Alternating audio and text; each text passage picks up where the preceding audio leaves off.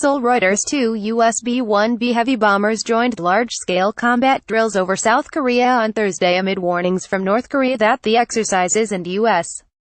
threats have made the outbreak of war an established fact. The U.S. Air Force F35A Lightning II assigned to Hill Air Force Base, Utah, conducts a training flight with F16 Fighting Falcons assigned to Kunsan Air Base, South Korea over the city of Gunsan, in South Korea.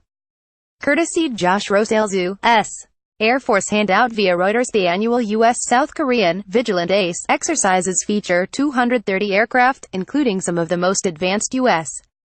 stealth warplanes, and come a week after North Korea tested its most powerful intercontinental ballistic missile ICBM to date, which it says can reach all of the United States.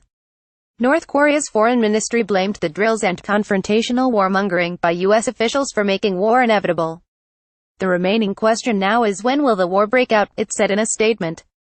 "We do not wish for a war but shall not hide from it." China, North Korea's neighbor and lone major ally, again urged calm and said war was not the answer, while Russian Foreign Minister Sergei Lavrov said North Korea wanted direct talks with the United States to seek guarantees on its security, something Moscow was ready to facilitate. "We hope all relevant parties can maintain calm and restraint and take steps to alleviate tensions and not provoke each other," Chinese Foreign Ministry spokesman Zheng Shuang said.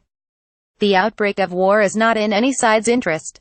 The ones that will suffer the most are ordinary people," Russian Foreign Minister Sergei Lavrov told U.S. Secretary of State Rex Tillerson on the sidelines of a conference in Vienna that U.S. military exercises and aggressive rhetoric were causing an unacceptable escalation in tension. Lavrov said he had passed on to Tillerson Pyongyang's desire for direct talks. "We know that North Korea wants above all to talk to the United States about guarantees for its security.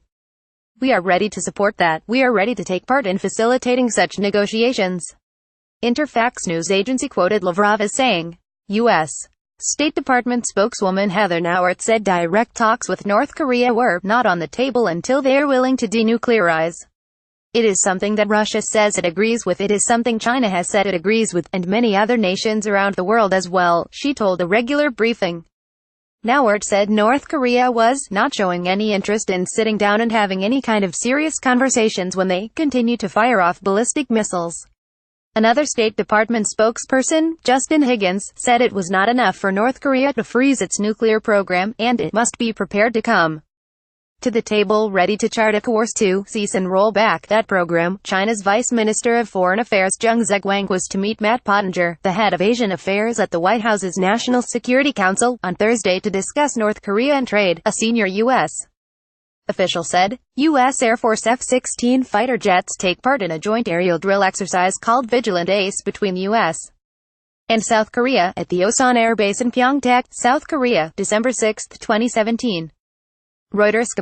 Tensions have risen markedly in recent months over North Korea's development, in defiance of repeated rounds of UN sanctions, of nuclear-tipped missiles capable of reaching the United States. Last week's missile test prompted a U.S. warning that North Korea's leadership would be utterly destroyed if war were to break out. The Pentagon has mounted repeated shows of force after North Korean tests strategic bombers in September, after North Korea's sixth and largest nuclear test. B-1Bs flew further north along North Korea's coast than at any time in the past 17 years. The sortie prompted Pyongyang's foreign minister to warn that U.S. bombers could be shot down even if they did not enter North Korean airspace. Yang UK, a senior fellow at the Korea Defense and Security Forum, said B-1Bs would be key to any strike targeting major North Korean facilities. The U.S. Air Force F-16 fighter jet takes part in a joint aerial drill exercise called Vigilant Ace between U.S. and South Korea at the Kunsan Air Base in Pyeongtaek, South Korea, December 6, 2017. Reuters. B-1B bombers have been regularly dispatched to the Korean peninsula over the past years. However, it seems that the U.S. Air Force might have enhanced its training to better prepare for actual warfare, he said. Both sides insist they don't want war, while saying they will act to defend themselves. U.S. National Security Advisor H.R. McMaster said at the weekend the possibility of war was increasing every day. He said Trump was prepared to take action against North Korea but was working to convince China, Russia and others to do more to press Pyongyang to get it to give up its weapons programs. U.S. Republican Senator Lindsey Graham urged the Pentagon on Sunday to start moving U.S. military dependents out of South Korea, saying conflict with North Korea was getting close. The Pentagon said it has no intent to move out any dependents. On Wednesday, the U.S. ambassador to the United Nations, Nikki Haley, raised doubts about U.S. participation in the Olympic Winter Games in South Korea in February, telling Fox News that Washington was concerned about its citizens. However, White House Press Secretary Sarah Sanders said on Thursday the United States looked forward to participating in the Games and was engaged with South Korea and other nations to secure the venues. North Korea regularly threatens to destroy South Korea and the United States and says its weapons programs are necessary to counter U.S. aggression.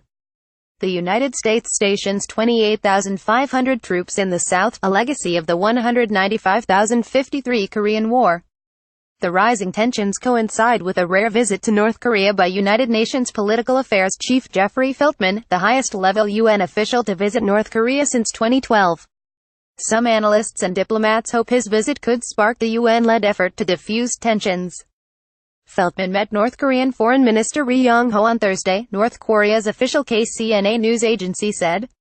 Additional reporting by Hyun Hee-shin and Josh Smith in Seoul, Christian Shepard in Beijing, Steve Holland, David Brunstrom and Lisa Lambert in Washington and Dmitry Antonov and Christian Lowe in Moscow. Editing by Andrew Hay and James Dalglish. Or Standards. The Thomson Reuters Trust Principles.